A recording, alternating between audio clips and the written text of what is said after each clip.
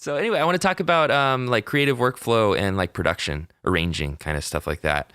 Sure. So how do you usually, start a song? Does it come from different paths? Like how do you kind of get into that mode of experimentation and you have a blank session? How do you start to fill that up?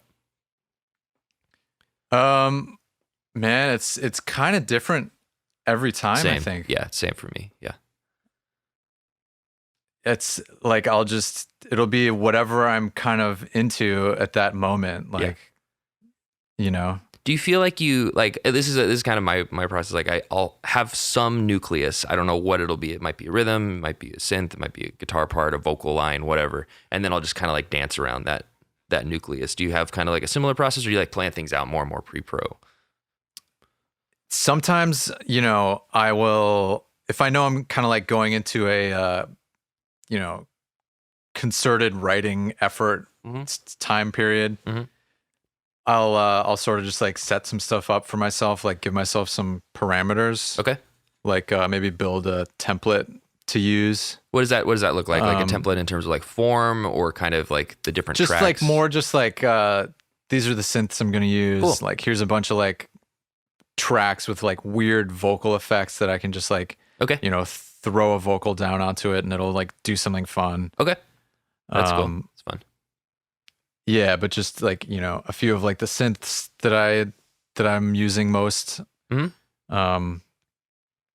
then that way I like, when I sit down to actually just come up with stuff, yeah, I sort of have a bunch of stuff ready to go. Nice. That's cool. So you're basically like taking some of the like production and like arranging like workflows and separating them a little bit so you can be more creative on the actual part writing while making some of the creative decisions ahead of time in terms of like at least starting sounds. Yeah. And so I guess like to give you a little context, the way that it's usually happening is like, I'll be in the room with Jon, with other writers as well. Cool.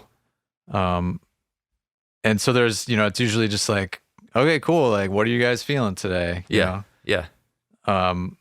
Sometimes like someone will just throw out like a feeling or like, any kind of thing to just sort of inform what the vibe is. Okay. Sometimes I'll just be sitting around, playing different patches and someone will be like, whoa, that's really cool. Let's make something out of that. Cool. Yeah. Yeah. And it just sort of, once something gets sort of thrown out that everyone sort of grabs onto, I feel like you just kind of take that and run with it. Love it. And that kind of sparks that like collaboration. Exactly. Yeah. Then moving on from there, so like say you like wrote a song, you have kind of a demo, a general kind of vibe. Maybe not everything is all fleshed out. How do you take that to that next level? Like that pre-mixing, but like that finishing? Yeah, like that. Are we talking finishing? The finishing, like that is before the polishing. That time is super fascinating to me because like a lot is talked about like mixing and mastering. A lot is talked about songwriting, but what about that middle gap? Like, how do you take it from there to there? So you mean like after you have sort of the whole song mapped out? Yeah, so like more or less? like that like kind of liminal area of like you have the song form, you have the lyrics, you have the melody, you have most things tracked, and now it's kind of like time to add in the sweeteners, add in maybe like a bass track or finalize some things, like maybe there's some stuff that's like, that's a demo synth, like I want to dig deeper into that sound. That moment where it goes from being a demo to being like a record, like the thing that switches it over to being like real. I wish that was just like a moment like that just happened. Yeah. It's more often than not like just a lot of hard work. Yeah. A lot of experimentation. Yeah. A lot of like, sometimes in the initial session I'll get lucky and I'll pick some good sounds that I can really just sort of run with until it's done.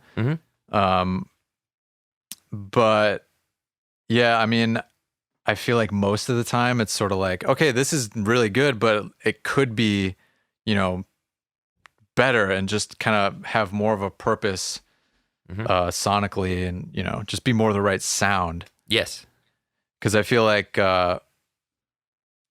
it's really easy to just fall into the trap of like trying to keep mixing something and tweaking the sound, with EQs and everything like that until it works right. Mm-hmm. But I feel like the more direct route is just to figure out the right sound. That's a really great point, and something that I did want to talk to you about. I think the hardest thing for me is synth design. I know that might be one of your greatest strengths.